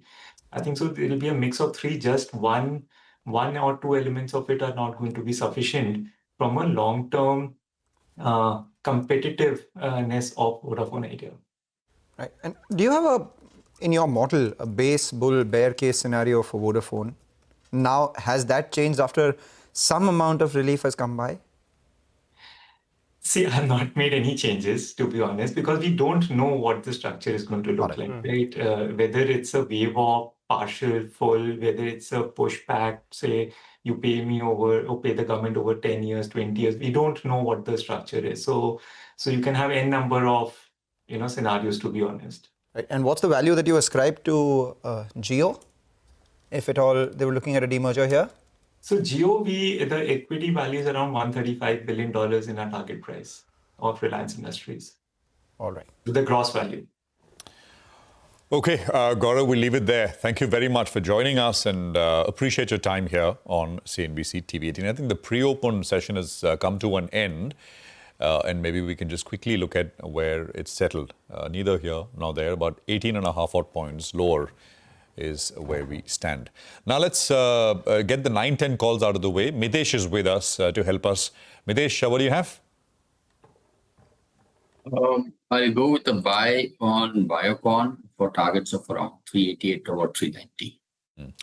Mitesh, just coming back to you with a couple of more questions. Just want to round up at least some of the stuff which is opened, specific stocks and news flow which we put out from 8 o'clock in the morning. So the stocks will come up and just gives you a sense of how we are likely to start. So Bharti, Indus, both higher. Index was up 5. It's up another 2.5 today. Titan is down about 0.25%. And we'll have the management, by the way, of Titan join us in a bit. Acme Solar, 4% higher. There is Hitachi Energy, which is opening up 8% in the greens. That's a big one for a big name. There is Hero MotoCorp, sales numbers monthly, 1% lower. Bharti Hexacom is there. Power Grid is down about 1.25%. There is Gland Pharma, which is starting, and something like a Kansai Nerolac, which is opening up in terms of the session as well. So flattish kind of starts is what do we have? Looking at a couple of these stocks which are moving pre-open, Hitachi is one of them. A strong performance is what we saw on their EBITDA front, and the stock is up nearly 8% in pre-open. The other one, obviously dredging, you spoke about yesterday, an upper circuit of 20% right now as well. The circuit filter has been revised to about 5%, and it's hitting that as well. So up around 4.9% for that counter. TBO Tech is the other one of those companies that reported numbers post-market yesterday. They had the additional benefit of the acquisition of Classic Vacations as well. So their revenues grew by 26%, net profit grew by about 12.5%. So it's a positive out there. Would be very interested to see how Godfrey Phillips is performing. Godfrey Phillips, it's actually down about 1.5% in pre-open. Even though the EBITDA increased by about 13.5%, the revenue declined. If you take into account the excise duty impact as well, so the revenues on a reported basis were down 5%, and that is a bit of an underperformance as compared to, say, something like an ITC, which showed a 6% volume growth, or even a VST Industries, which had a double-digit volume growth. So to that extent, if Godfrey Phillips reports a lower volume than the industry, it will be the first quarter in many where they've perhaps underperformed the industry on the volume front. So Godfrey Phillips opening with a slight red tick, or settling in the pre-open with a slight red tick. But let's revisit those Titan numbers once again. We already had the second quarter update that the company had given us. Jewelry revenue up around 18.5-19%. And if you look at the reported revenues for Titan, 16,534 crores compared with street expectations of 15,000 crores. That outperformance is explained by the sale of gold ingots worth nearly 2,000 crores versus about 884 crores. So a large part of that is on account of the price rise that we've seen in gold as well.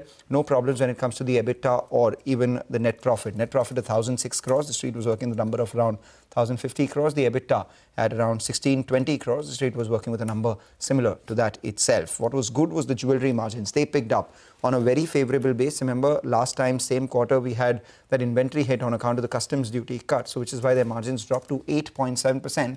They're now back at 10.8%, and the management guided band was close to around 10.5 to 11.5%. So that's a positive. They continue to hold market share 8%, a slight increase versus the last time. And at the same time, their international business continues to do well. All the other growth drivers, be it Carrot Lane or bags, fragrances, Tanera, all of them, smaller parts of their business, but growing very fast. Studded share, that was the most heartening part at 34%. Absolutely flat as compared to what we saw earlier. So that is good. All said and done, Titan, mild green is what we see. The stock has seen a bit of recovery from the lows. Let's see whether that continues or not. With that, we have the opening bell. Yeah, no, 25,760 is where we are at on the Nifties. It's absolutely unchanged right now. Nifty Bank is flattish, 58,030. And you've got the mid-cap index, which is starting about... actually, 25-point change. Nothing at all is absolutely flat. And the small-cap index will come up on your screen as well. And, again, almost unchanged at this point in time. 0.03%, so, blinking red and green for now. The Nifty heat map gives you a quick sense of how the 50 stocks are opening. And is it as undecided as the index itself? I guess it is. So on one end, you've got Bharti. On the other end, you've got Tata Consumer, Coal, Power Grid, etc., which are seeing a little bit of pullback. But I guess very, very small changes across the board. Well, that's right. A few stocks actually, but though are moving around. SJS out there, you had the EBITDA that came up by close to around 37%. The margins as well have improved to high 20s now. 28% is what it came at. So we have SGS. That's up and about in today's trading session. Big move is what we're seeing on that name. Thangamel Jewelry, we'll have the management later on the show, during the course of the day. That stock as well has bounced up a good 6%. Remember, yesterday it was up 20%, as Mangalam had explained to us. LG Balkrishna as well. The street is a little bit optimistic on the auto space now, and some of these ancillaries have started doing well. So good move is what we're seeing. Follow through buying on this name as well. Hitachi is still up close on 6%. It's come off a little bit from the top, but good bounce is what we're seeing for a counter of this size. What else? TBO Tech up 6.5% as we speak. A few stocks, though, are seeing some selling. Phenotex Chemicals, big up move is what we saw yesterday. That's coming for some profit-taking today. Telecom stocks, well, they're in fine form today. Bharti Airtel is up, Industars is up, as well as we have Vodafone Idea, all of them holding in the green. City Union, positive news flow coming in there. Numbers look quite good. That stock, in fact, has popped up. And Acme Solar as well, another one that's gaining up and about. And these larger counters actually are seeing outsized moves. 3i India as well, it's a 30,000 rupee stock. But that stock, in fact, is up close to around 10%. Volume's not very, very high, though. So Hitachi as well as 3M, both them, volumes not that large, but both of them seeing good up move. Numbers coming in for both Hitachi and 3M. So dredging continues its up move as well. It's up 6% right now. Decent volumes backing that stock. TBO Tech up 6%. We're seeing some traction in names like, SML Isuzu as well. But on the way down, JK Paper reported a weak set of numbers, and that's been the case for the paper sector by and large. That stock's down about 4%. We're also seeing a big gash on Godfrey Phillips. Like I said, a revenue decline as compared to all the other peers would make it one of the weaker performers in the sector so far. And the stock has seen a big rally. In fact, from the start of this year itself, Godfrey Phillips is up nearly 75%. So, on the back of lower than expected numbers, the stock is seeing a big gash on the way down. Intellect Design Arena was up in yesterday's trading session, up around 6 to 7%, now coming in for some profit taking. Cummins is down about 2%, Hero MotoCorp 2 down about 1.5%. But the top gainer in the F&O space remains Indus Towers. We have GMR Airports, Ambuja Cement, IGL doing well too. Titan has opened higher with a gain of almost 1.5%, and Kalyan Jewellers follow suit with a gain of 1% as well. Maybe the prospects of the jewelry industry looking slightly better after the decline that we've seen from the top in gold prices and the seasonal, nature of the third quarter for the jewelry business, which is fundamentally fairly strong. And that's reflecting the kind of moves that we're seeing in names like Thangamile, which continue to rally from yesterday. The good part today, however, is that there is some support coming in from Reliance as well. It's up around 1/3%, but at a time when the Nifty is absolutely flat, 1/3% on the Reliance could, offer some sort of support. So maybe, perhaps the first hour of trade or first 3-4 minutes of trade, there is indecision, but not particularly bad. No, it's not bad, Mangalam. And 1,400 stocks are higher and about 900 stocks are lower. So market breadth is positive as well. I guess you guys mentioned City Union. Parag was just talking about that is something he owns in the portfolio. So 4% on that one. Dredging is up 6.5%. That's moving up as we speak. It's a sharp gainer right now once again. TBO Tech, I think we mentioned, LG Balakrishnan is up another 6%. So it closed last Friday at 1,400, 1,700 this morning on LG Balakrishnan. GM Breweries is coming up with some gains. MedPlus was a big winner yesterday. It's up a slow start, nothing very large right now. I mean, but it's the two telecom names, Bharti and Indus. There is and of course Shriram Finance, which was up about 5-6%. Top Nifty, biggest volume led gainer on the NSE, up another 1.5% as we begin this session today. Hero MotoCorp is down 2 now. Coal India is down about 2%, just highlighting some of the prominent losers as well. CDSL is down about 1.75%. Reliance Power is down about 1.5%. Some news flow there, of course, for the group last evening. 5-Star Finance is down 2%. 5-Star had a pretty large move last week. It went from 500 levels to about 650. It's a beaten down name, but volumes yet to pick up in any large degree as far as the losers list is concerned. Nifty is back down about 14-15 odd points. So. Flat. Krishna Sanghvi is with us, CIO Equities at Mahindra Manulife Investment Management. Krishna, great to have you with us here. Thanks very much for joining us. Broadly speaking, Krishna, we find ourselves at a bit of a crossroads, right? Or is it a crossroads? How much weight should we put on the fact that out of the 50% of the companies which have reported earnings, maybe 50, 60%, it's tracking pretty well. It's not disappointing, maybe even slightly higher. There are some upgrades here and there as well. How would you rate it? Yeah, clearly, we have this situation almost every time, right? You're always going to have some set of companies doing exceptionally well, some below par, and that's a little bit, the nature of maybe economy, nature of markets at times, and partly the case of expectations. So if you look at this particular season, clearly the expectations were running a bit low, and so some of the numbers clearly, are surprising from that perspective. At the same time, if you look at a broad mix, I think BFSI, which did, quite a bit leading the profitability curve for nearly last 7-8 quarters, possibly, is something we right for a change, let's say, trailing the broad market earnings. But maybe commodity is doing the pretty heavy bit of earning growth in this quarter. But it's partly a question of, how YOY was, a year back. Possibly some of these companies didn't have a great numbers, and it's always going to be this, this some sort of a change in earnings, partly driven by YOY and partly by the environment, yes. All right. Hi, Krishna. Good morning and good to see you. Krishna, I wanted to ask you about an IPO. I think you know which one I'm going to talk about. Much hyped in the market, Lenskart. Plenty of debate out there with regard, but actually the subscription has been very, very high. I think you all as well participated. Could you tell us, because everyone's questioning the valuations, but it seems the management has a vision and various high pedigree funds as well, they share that vision. So if you could comment on the rationale behind this investment.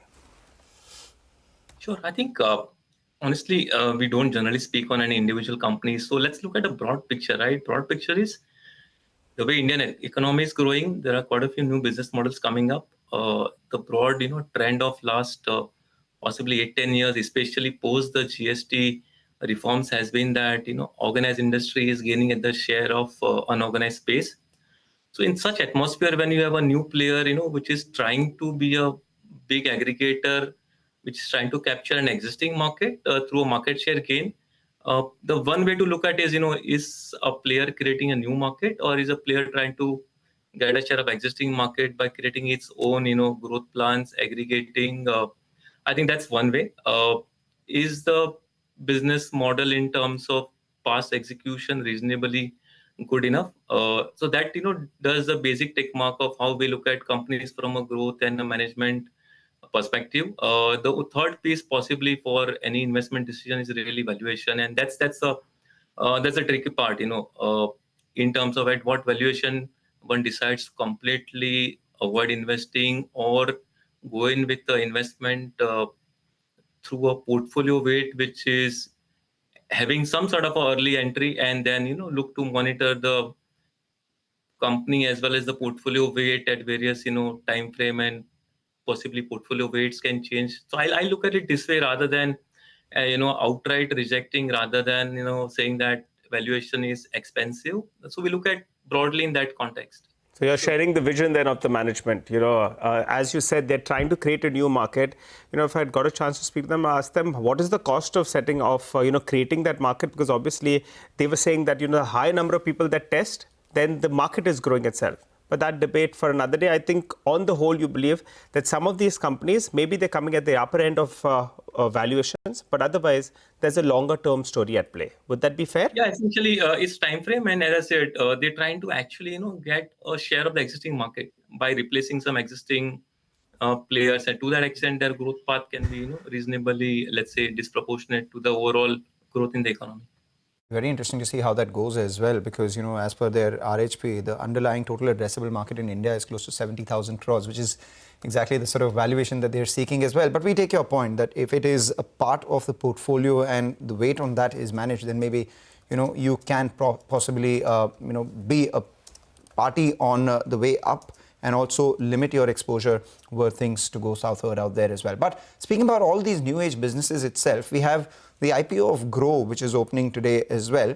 And then we had the results that came in from Urban Company, where they actually want to increase their investments to Insta Help, which is basically the quick commerce version of what Urban Company is doing already. And then you have Swiggy, which is looking to raise funds. We have Zomato Eternal, which already is sitting on nearly 18,000 crores of cash. What's your approach in all these new age players, and what kind of exposure do you have beyond the Lenskart investment? We will have some exposure to, some of these companies as part of our portfolios. But I think the bigger issue perhaps is the way Indian equity markets have played out in last 2-3 years, the way investor appetite has grown. I think there are too many companies which are looking to, raise equity capital. That's perhaps the primary role of, equity markets, saying that any entrepreneur who wants to grow possibly gets money from markets. And so that's a much bigger trend. I would like to focus on saying that there are quite a few IPOs coming up, quite a few players looking to raise capital for their own growth plans. And luckily, market environment is quite conducive. Yeah, clearly that has changed the dynamics of market, because if you look at a year back, perhaps, the environment was, quite a bit of demand and not too much of supply of shares from a primary market perspective. Maybe last 6 months have been reasonably different, and we're now seeing a situation where the supply has caught up. Either you look at from a primary market through IPOs or QIPs, or even existing investors selling through OFS. I think that's a bigger issue, which says that yes, finally, supply is possibly seen as catching up on markets, and to that extent, we've gone through this last 8-12 months of consolidation in markets, and hopefully, we now possibly take a new course, and this earning growth in this quarter might just be a good indicator going ahead. Yeah, no, absolutely. And I think we'll have to sort of wait for some of this stuff to play out as we go along. By the way, Dredging Corp is now given up pretty much most of its gains, opened up with about a 7% pop. It's up about 2% now. Again, it's a small company, so don't want to overemphasize the point, but has had a large move recently coming through. So, there is some other stuff as well, which I just want to quickly highlight.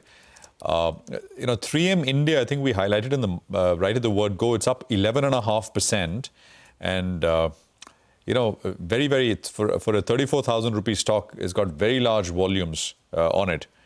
Actually, I'm not sure if this is a block deal or something, but it's the highest volumes in some time on 3M India. So we'll check up on that. TBO Tech, I think Mangalam mentioned, is up about 6%. And I can go down the list. Tatva Chintan, that's up about 4% or so, and so on and so forth. So lots of specific names which are buzzing around in trade. And as Mangalam was explaining to us, Thangamile results and the reaction, Thangamile is up another 11% today, Mangalam. Yep. So it's, and of course, Titan Management coming up. Titan Management coming up, Thangamile, and all these guys, benefit also from Thangamile in particular, as compared to all the other listed companies. They have a higher exposure to unhedged gold. And if your unhedged portion of gold, which has seen a rally of almost 52% in the last 1 year, that adds to your overall, EBITDA margin already, because you've bought gold at a lower price and you're selling it at a 52% higher price. So that's a good margin accretion for them. Well, in the next 60 minutes, we'll have, I think, 3 Tata Group companies that will be joining in. Tata Chemicals, Titan, and I think Tata Consumer as well later on. Well, we'll thank Krishna for joining in. Krishna, thanks for joining in, giving your insights into the markets, and wishing you a good day ahead. We catch up soon, Krishna. Thanks for joining in. Well, time to move to the first Tata company that we were talking about, Tata Chemicals. Well, they reported a weak set of Q2 numbers. Operating profit came under some pressure. The company says the global demand as well is estimated to be flattish. Well, to help us out to understand how are the trends moving ahead, we have Mr. Mukundan, the Managing Director and CEO of Tata Chemicals. Hi, sir. Good morning. Thanks a lot for joining in. Well, let's focus on demand first. You're saying demand continues to remain a little bit tepid. So could you tell us, is it across geographies that you're seeing demand remain a little bit tepid? And when do you expect recovery in demand? Is there an oversupply at play? If that's the case, should we be expecting price cuts from Tata Chemicals in the near future for soda ash? Demand trends and a possible price correction. Please go ahead.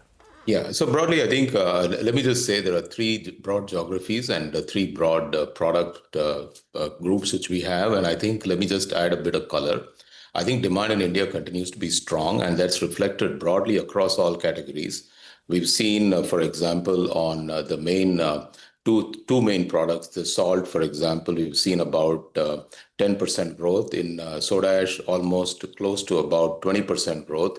And in sodium bicarbonate, again, I think our growth has been close to about 20% in terms of volumes. In terms of overall number 2, I think the domestic revenue is up by 15%. And the profit after tax broadly, domestic revenue was actually in the H1 was up 15%. In the quarter, actually is 19%. But that 19%, you need to factor in that last year, the same quarter, we had heavy rains and there was a impact in dispatches. So if you equalize it, it probably is about 15%. And the profit after tax, overall, I think in broad range would be about 30% up. But this quarter, it's 80%, mainly because adjusting for a weak quarter last year. So I think that really tells you that India is doing well. And our strategy for India remains pretty much in place, that there's headroom to grow salt further. We'll be adding another 200,000 tons of salt capacity. We'll announce that very shortly where it is getting added. We are also adding 500,000 tons of soda ash capacity at the same site in Mithapur. And bicarb capacity will also be added by about 60 to 80,000 tons from our current figure of 240,000 tons. So I think all indicators, all triggers are moving fine. If you look at the new products like FOS, I think our sales were up from something like 750 tons to about 830 tons this quarter. Again, a good growth. And silica is actually, which is a new product in Tamil Nadu, actually is constrained by the production capacity, and that can only change when our new capacities come on stream in 24 months. Right. That won't change much. Okay. The UK operations actually had a one-off of 65 crore that was provisioning for entire reconfiguring the entire operation. We finally have technically reconfigured it, so we don't, and we were provisioning for the costs which will come in future, so that we take all the negatives out of the way, so that we can then look at the operation in real. And UK is already EBITDA positive. It will go to EBIT positive and PAT positive by the time we hit Q4. All indicators are fine. There's headroom to grow. So I think to come to Kenya, I think there's a... Mr. Mukundan, sorry, apologies to interrupt, sir. Sorry, there's a lot of information there. And we'll ask you those questions about Kenya as well in a bit. Good to see you, sir. It's been a while since you've been on the program on results. So, Prashant here. I just wanted to ask you specifically about soda ash. There was a bit of a... So I'll come to that, Prashant. Let me take it in a step-by-step manner so that you know what the results mean, and I'll go forward. Okay, sure. What to look ahead. So effectively, I think we are talking about Kenya is a sequential correction which will happen because some shipments and port delays delayed about 30,000 ton shipment that should catch up in H2. So we are not really. The real issue for us has been US. Where in US, I think the domestic pricing is pretty stable. Domestic demand is stable. I mean, it's probably 1 or 2% up or down. I mean, it's a flattish kind of market, but there is not a big issue in that market. The real impact for us has come this quarter, mainly from the US exports to Southeast Asia. And the Southeast Asia market prices have absolutely collapsed. That's the right thing which one would say. And I think that's because the Chinese market demand has gone down. And the production of solar PV panels in Malaysia and in Vietnam, both have gone down. These are the places where Chinese had set up facilities for export to US market in anticipation of the tariff issues which China was going to face. But actually, the tariff regime, the way it works now is that there is also tariff if you push through some of these markets. So effectively, it has meant that the demand in these markets has come down, but the supply from China has increased. So the real pressure in the market is fundamentally in the Southeast Asian market, where almost $50 per ton reduction in pricing has happened. In India, there's a price has dropped, but it's 2 or 3%. It's not a big number to say that that's moved the needle. In India, the needle is actually moving by the volume growth, more or less covering up for the pricing. UK doesn't have any commodity products, so there is no issue in terms of just volume growth, which will lead them to move forward. And Kenya, more or less, is the lowest cost producer in the world. It doesn't matter for that what the market number is, even though they export 1/3 of the product to Southeast Asia, they're able to compete well. So the real issue has been for the US, and that's where the pressure has come. US also has had an issue of drawing down of work in progress inventory, which has reduced the fixed cost absorption by about $5 million. So all in all, I would say there are 3 moving parts in this quarter. 65 one-off. There's a $5 million one-off in US and a 16 crore tax. Basically, we settled the tax issues in the Kenyan KRA authority, it's again a one-off. It's not going to repeat. So broadly speaking, you're talking about 135 crore hit right across 3 different dimensions. UK, USA, and in Kenya for different reasons. Hopefully, they don't follow through. In terms of pricing going forward, I think we probably are at the bottom of the cycle. I'm getting tired of saying it's the bottom of the cycle every quarter. Can I slip on? Yeah. So, yeah. Okay. That's a very comprehensive and that's really useful to get a lay of land. Now, for soda ash, we've been at least hearing about this anti-involution in China having a lot of capacities being shut down. You addressed it briefly by saying that, what's happening in Southeast Asia. Could you give us a sense of whether at a unit level, pricing will get stronger going forward? You're saying it's bottomed out, but can you provide some guidance on the back of what's happening in China or expected to happen in China at least? So clearly there are two issues, what the policy of the government, what they're trying to do, and the policy they're facing on the external front vis-a-vis exports out, because a lot of the products like solar PV panels are exported. So I think both are working counter to each other and they've not been moving at sync.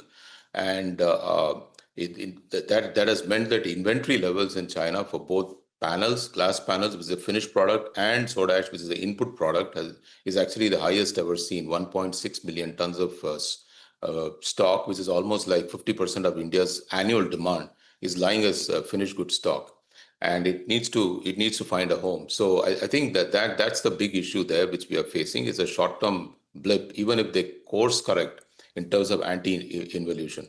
The second piece in China, which they are undertaking, is this is a medium-term issue, which I think we need to calibrate everything else which we do, is with respect to the fact that they've said 50% of their production capacity in China is to shift to natural and 50 will be synthetic, which means the natural capacity production actually is going to double from approximately 5 to 6 million ton to about 12 million tons. So they're going to add that much more.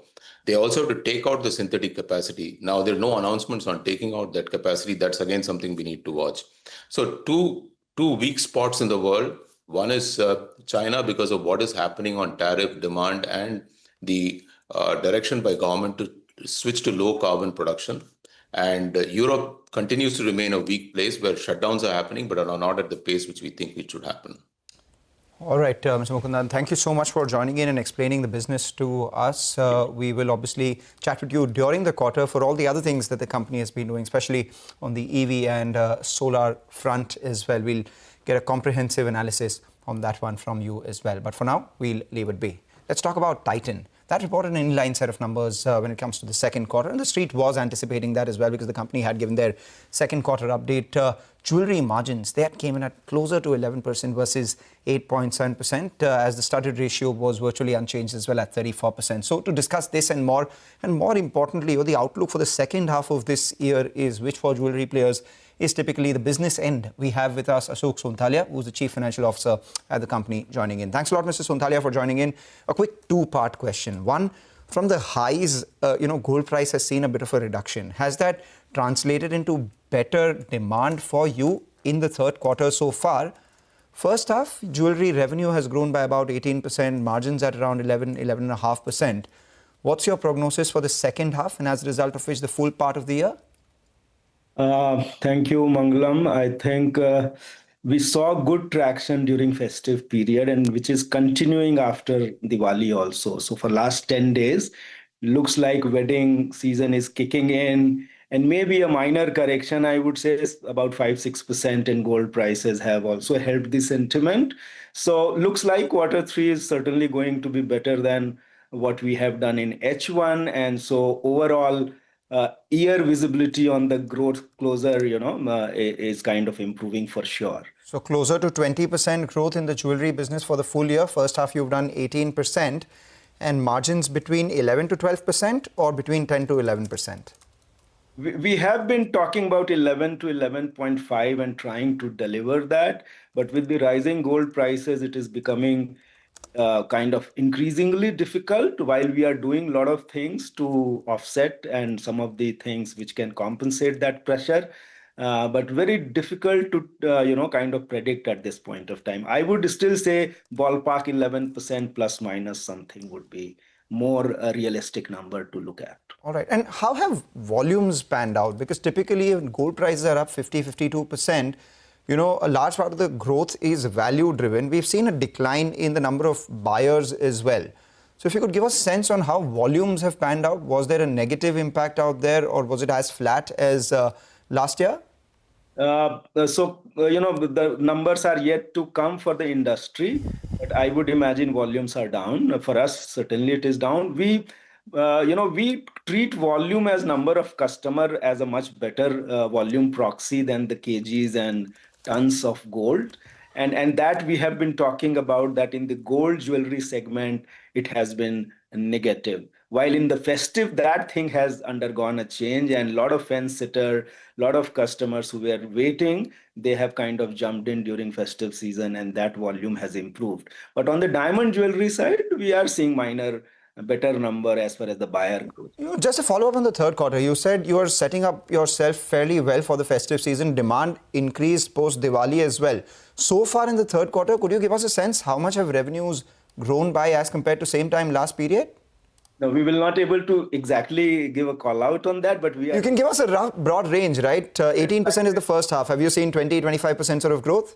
It's slightly better than that, but we are delighted with the performance. Okay, over 25%, and you're delighted with it. Mr. Sundale, just to finish that point, good morning, Prashant here. Both in kgs and number of customers, can you give us both numbers? What was the figure year on year? On gold jewelry customer, I think we were down, if you take out coins, because if you include coins, then I think it was -1%, -2%. But if you take out coin, then it was close to 10% minus. And in the diamond jewelry, it was +3 to 4%. Okay, and the number? This is the volume, kg volume. This is the buyer growth. Buyer. We don't report volume growth, Prashant, but it would be easily -8, 9% or 10%. So both minus 8, 10% essentially. Yeah. Something similar year-on-year numbers, right? Yeah. Okay. All right. Hi, Mr. Santale. Good to have you on the show, sir. I want to talk about a very, very small part of your business, actually, the eyewear part of your business. What is your expectation on the eye care part of the business? And I ask you this in light of the Lenskart IPO. Do you see a big scaling up of the opportunity out there on eye care? Because that could add a substantial amount to your SOTP as well. So plans to scale up, and maybe, longer term, 3-5 years down the line, where do you see the revenue headed? Because that could be another big unlocking opportunity for your shareholders. Please go ahead. So irrespective of, while Lenskart IPO has brought attention to this segment, but irrespective of that, we have always been maintaining that it's a good opportunity, large opportunity in India from the market size point of view, as well as lot of customers who are either unaware that they need the sight correction, vision correction. And this is a category where vision and fashion come very well, and I think Titan is well placed to address that. We have been kind of working towards that. Some of the strategy shift which happened, I would say 6-7 quarters back, we are getting good results, mid double digit kind of growth number, except in Q2, where this was the only category in our portfolio which got slightly impacted with the GST announcement. But 5th September GST got announced from 12 to 5%, and yeah. So it's still very small, sir. It's doing 200 crores per quarter. Obviously, as you're saying, there's a big potential out there. Lenskart valuations aside, but there could be a big opportunity. So say in the next 2 years, how do you see the annual revenue shape up from ballpark around 800 crores right now? Where do you see it headed? So, one thing which also the 800 crore is NSV. The customer price, if you think it is about 1300 crore, because we realize there is some confusion on the comparison of our number with the rest of the industry and rest of the market. So 1300 crore, we definitely believe that mid-teen to high-teen growth rate are possible. But, opportunities are even slightly bigger than that. But what stopped you from being that scale? Because, I was looking at the Lenskart red herring prospectus, and they're 2.5 times you.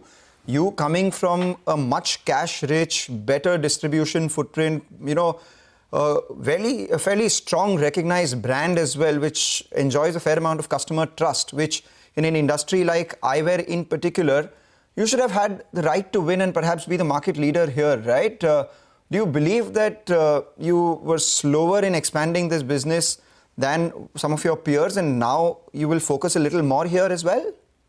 I think while on hindsight, some of the things can be, of course, we were slower in the sense that we were focusing more on care and perhaps ignored the fashion aspect a little bit, where the youth segment got drawn towards the other players, and we were serving mostly the serious consumers who were focusing more on the care part of the vision, and the progressive, the 40 plus people, 35 plus people.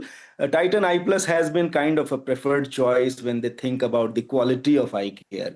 We are now changing and shifting that, because there is a large segment sitting below that, from the age point of view and volume of customer point of view. So I think we are bringing fashion and vision now together, multi-brand destination, making Titan Eye Plus and upgrading it from the premium aspect of it. So I think we will have our share of growth and our share of profitability. We have been running also a little bit more disciplined manner. One can comment on that our business has been substantially and sustainably profitable.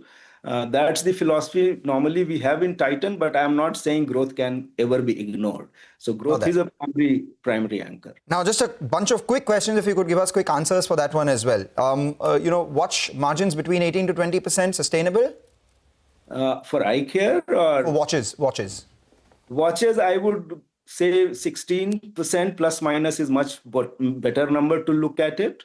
And it will gradually gravitate towards that. And target growth for Taneira, fashion accessories, as well as fragrances? They are very small businesses. The fragrances and women's bag are already delivering in excess of 40, 50, 60% kind of on a small base. Taneira has been, we are still, I would say, while the value proposition, the product we have found, the supply chain and Weaver Sala we have done, but the clear click on the where the customer gets drawn and footfall goes up. We have stopped expansion of our network, if you would have realized from our number for last 3-4 quarters, because we want to get our proposition and customer value proposition right before expanding it further.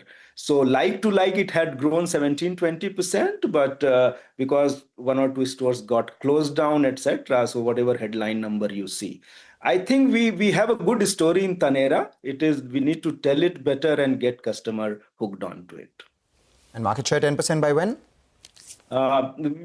Very difficult to say at this point of time. We will first make our proposition successful and then talk about mid to long-term targets.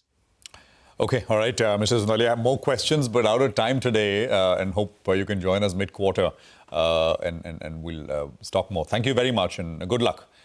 We'll take a quick break here. We have an interesting conversation up next. Umesh Chaudhary of Titagarh Rail Systems joins us to discuss the company's near 2,500 crore rupee order win. Stay tuned, coming up.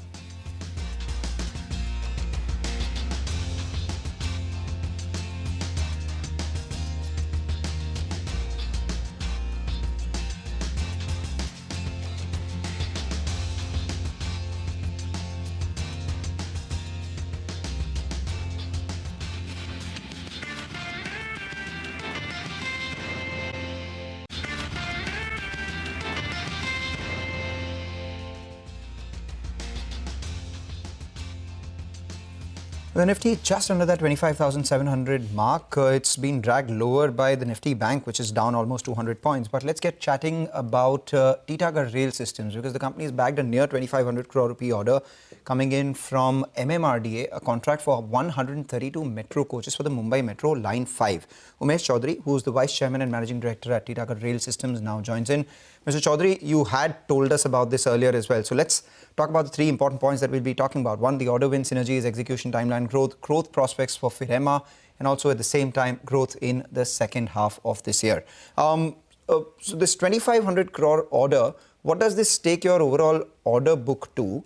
And what does this take your contribution from the metros to your order book? And in light of that, what's the execution pipeline for metros looking like? How much does it contribute to your revenue right now? And over the next 3 to 5 years, what's that mix likely to be?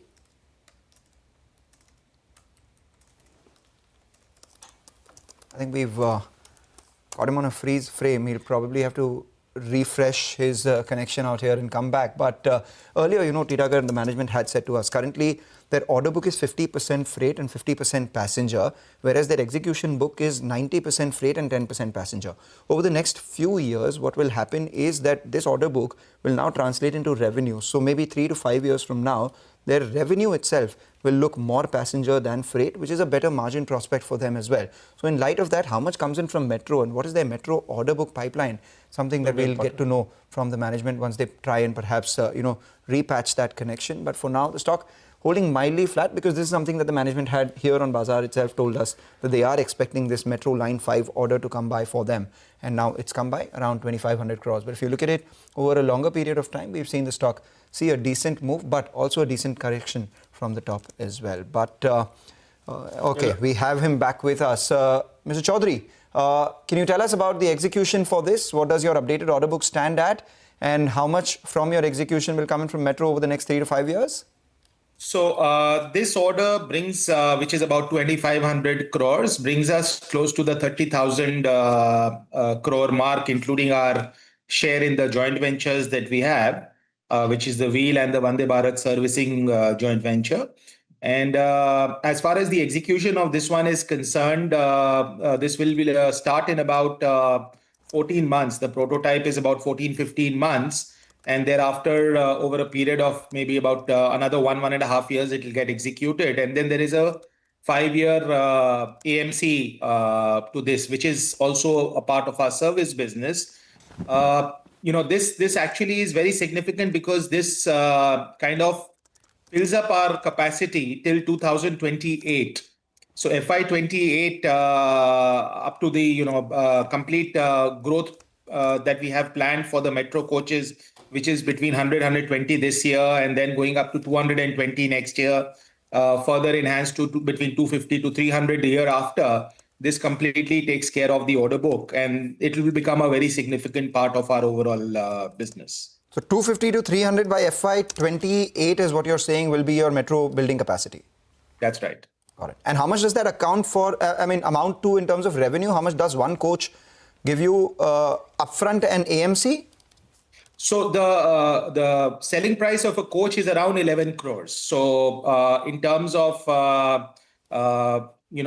revenue, it is a potential revenue of almost more than what we are doing today. In terms of much more than what we are doing today. And then in terms of the services, what we get is about 3% of the OEM cost per year for services. All right. Hi, sir. Good morning. Good to see you. When you were indicating the last time around that the wagon wheel sets issue that's gradually getting resolved. Has that happened? Yeah, that has happened now. We are now getting regular supplies of wheel sets from Rail Wheel Factory. And we are also expecting in the Q4 of this year or Q1 of beginning of Q1 of next year, our own joint venture to start production of wheel sets. So while this problem, as I had indicated before, also is something which keeps on coming back, the wheel set problem from a Rail Wheel Factory. So the permanent solution to this wheel set problem will happen very soon, within the next 1 or 2 quarters.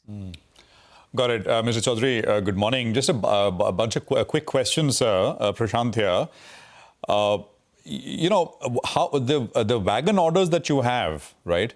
I guess what is the visibility, sir, beyond the next 3, 4, 5 months?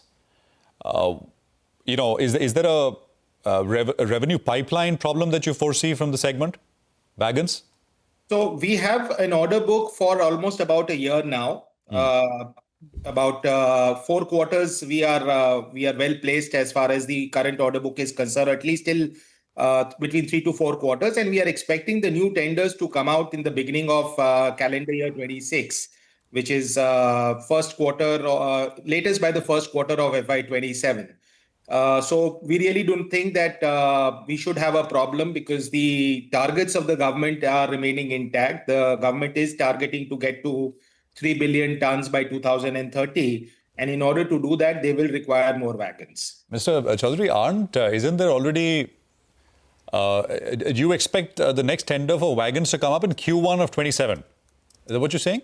That's right. Either the last quarter of FY26 or Q1 of FY27. That is between January and April. Okay, there was some talk that there perhaps is already overcapacity with wagons, so it may be pushed out.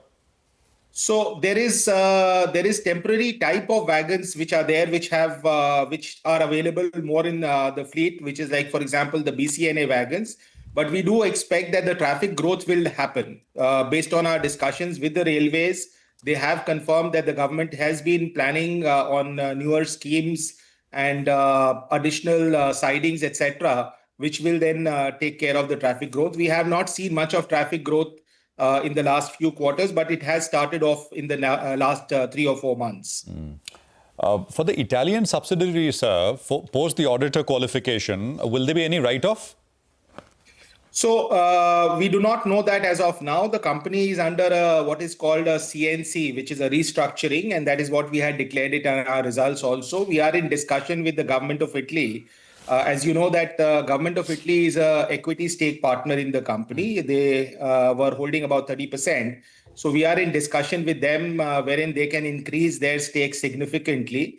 As we had explained in the past, one of the main purposes of the Italian investment was to enable Indian company to be able to do the metro coaches, Vande Bharat, or the passenger trains in general. We have been able to achieve that. So significant synergy or relevance of that unit or keeping that unit has been is not there so much. So we are looking at diluting ourselves significantly there, and perhaps the other partner may increase their stake. But you're not ruling out a write-off that you may need to take? There is a possibility of the investment value which has been disclosed in the results, that it may be resulting in a write-off, but that's something which is not something which is very clear as of this point. One last question, and this comes from someone who tracks the company closely. There is some talk that promoters have purchased a private jet, can you confirm if that is true? I wish that was true, but no, it's not true. Neither it is true, nor it will be true. Okay, it's completely. We have enough private jets available in Calcutta airport by way of Indigos and Air India flights, so we are happy with that. Okay, so no private jets, right, Mr. Chaudhary? You're confirming nothing. Absolutely not. I think he'd much rather travel by private train than private jet. What? Yeah, I would Has the train business, right? Take one of the wagons. I would encourage people to own private trains. No, absolutely. Mr. Chaudhary, thank you for answering all those questions. And I had to ask you, since this did come up from someone who tracks it closely. So thank you for clearing the air and touching upon many of these points. Appreciate it. We'll talk again. Thank you. Well, that's Titagarh Wagons in focus there. So 896 or so is where the stock set, about 1.25% lower. Now, the IPO of Grow, which is, the parent company's Billion Brains Garage Ventures, is opening today. So close to about 6,600 odd crore IPO. The anchor book, of course, saw demand of about 15 times. It was about 3,000 crores, and close to 50,000 crores is what the demand was from anchor investors. Ishan Bansal is with us. He's whole-time director and chief financial officer at the company. Ishan, good morning. Good to have you with us here. Thanks very much for joining us. I think our viewers many of them would be very familiar with your business. Many of them perhaps would be using your platform. And it's been a remarkable journey from 2016 when you started to where you are now, and the valuation, etc. So big wealth creation for early investors. I just want to start by asking you, Ishan, if you can give us a sense of, FY25 at a net level compared to FY24, there has been a big turn. So from 800 odd crore loss, we're at about 1,800 crores in profit.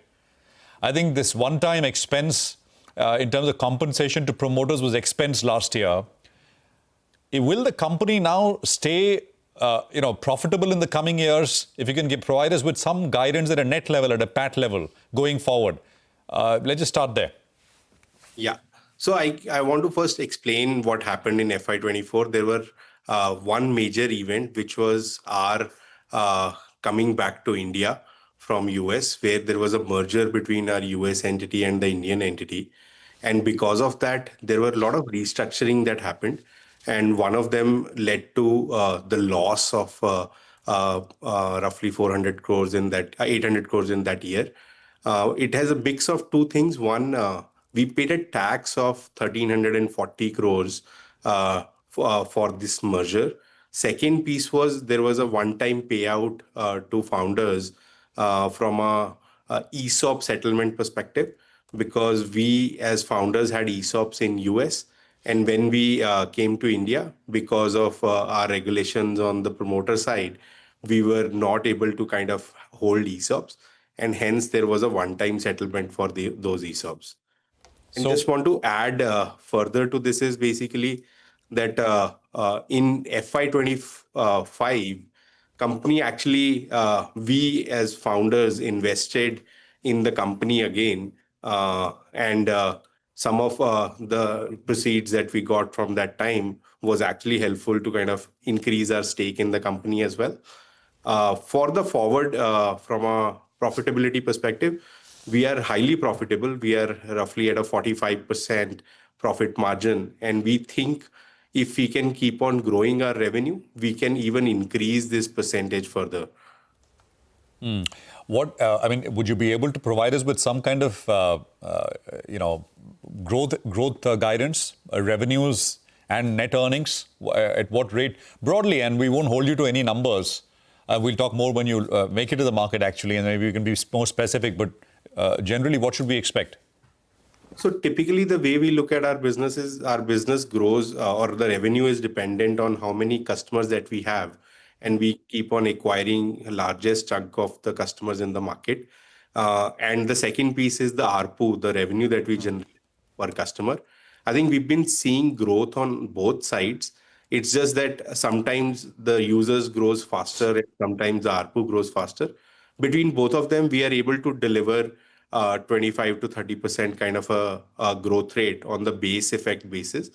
But obviously, the new products that come in also helps in increasing the ARPU. Our cost typically grows between 15 to 20%. Hence, there is generally a margin expansion, with the exception on times when there are some impacts coming from one-time issues like what we discussed just in the previous question. Okay, all right. Hi, Ishan. Good morning. Nigel on this side, and welcome to the markets. We look forward to interacting with you as well as your team in the time to come. Couple of details is what I want out of the way. One is on brokerage revenues. At the half-year mark, what is it in comparison to last year? If you could just help us out with that. Point number one. Point number two is on your MTF book. It's grown, a large extent, and you'll get interest on that as well. So how do you see the trajectory with regard to the MTF book on both these two, MTF as well as brokering revenues? Please go ahead. Brokerage as a revenue, as a percentage, is relatively lesser from a H1 perspective because of the MTF piece that you just said. Q1 revenue is already out of which the brokerage revenue contributes more closer to 83%. MTF as a business has started contributing 3% in Q1, and I think on a full year basis is significantly higher than that. And hence the broking revenue will, as a percentage of total revenue, will reduce a little bit. But what we are seeing is every product that we launch new, especially MTF, and now we recently launched commodities as well, is able to actually scale much faster. And hence our revenue growth has a extra lever with every new product that we launch. Right. Ishan, Mangalam here. I just wanted to commend you on the valuation of this IPO, because you last valued at close to 58,500 crores, and now at the upper end, you would be about 61,000 crores. So between that 6 months, the jump hasn't been as much. And even if we compare it to some of the listed peers, vis-a-vis your growth, it is, the price earnings to growth ratio, the PEG ratio, is fairly similar. I wanted to understand beyond brokerage, the diversification that you're doing, of the 1,000 crores that you're raising as fresh issue, a large part will be going into growing your NBFC book as well. You had earlier indicated that wealth management, NBFC and commodities could be big growth drivers for you. Over the next 3 to 5 years, how big do you expect these businesses on an individual basis to be? If you could give us some absolute data on that one. I mean, how big do you expect your NBFC loan book to be How big could the wealth management book be for you, and commodities? So the way I think there are actually four components. One, which is going to be the fastest growing piece in the near future, is the MTF piece, which we already talked about. So it will probably start contributing in double digits soon. And the reason is MTF, if you look at today, our book is around 1,000 crore, which is roughly 2% of the market share. But if you look at our ADTO market share, we are closer to like 30%. And hence our fair share there is like 13,000 crores. I think we will take few years to reach there. But I think that is where we want to reach in a medium to longer term from a market share perspective. Similarly, on the wealth side, we have just did an acquisition of Fisdom. And Fisdom acquisition itself got roughly 3 to 4% of our revenue. And going forward, our expectation on that business is to grow much faster because, again, it's at a lower base. And we have already roughly 3 lakh odd customers who are in the affluent category already on the Grow platform. And we can help them with more products from the wealth side. And there will be revenue that we will generate from the wealth business. And our expectation is, again, that business also will start generating double digit in few years. On the third piece, which is the lending piece, it already is reasonable size business. We are roughly around 1,200 crores of balance book on that side. But what we have launched recently is a loan against securities as a business, which is a separate product for our customers, especially for the affluent category, where customers already have AUM and they can use their AUM to actually reduce their credit cost as well. And hence, that business will grow faster. And our expectation is that in next few years, that business will be bigger than our personal loan business as well. Ishan, a bunch of more questions, but we're out of time for now. Good luck with the issue to you and, of course, the other founders as well. And the mind boggles sometimes, right? I mean, you guys started out with the business in 2016. Yes. I mean, it's not even 10 years. And, I think grow is what you've done in a phenomenal way. And I'm sure there'll be many more businesses. I think when you guys started, there were some 50 lakh investors. There are now 12 crore unique investors. And I guess financialization of savings is this big theme, which the wave on which you've ridden. And I think there's more to come. Thank you very much for joining us. Good speaking with you. Appreciate it. Okay, we'll take a break. We're back. Manisha Gupta will be focusing on the commodity space on the other side. Stay tuned.